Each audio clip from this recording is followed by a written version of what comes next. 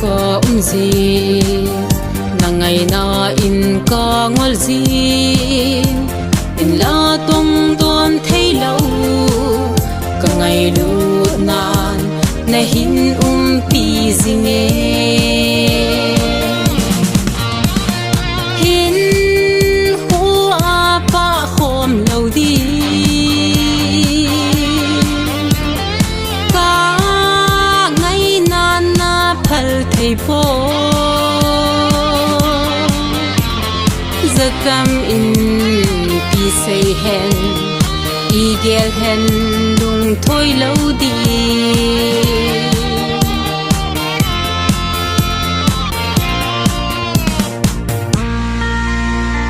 lung si na lung dang gel thei ta po leng dang nga chul din pang mai nge je sang kit mai ta ka lung si na hin hu a pa khom lo di ka ngai na na phal thei po zakam in pi sei hen i gel hen lung thoi lo di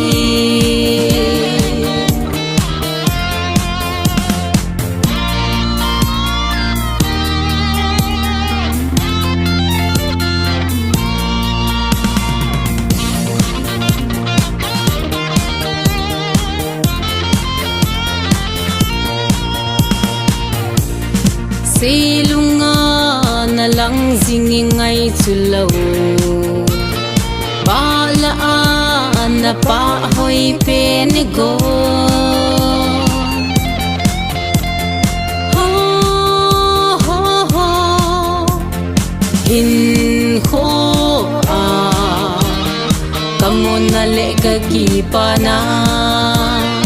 hin ho a kamon na le ka ki pa na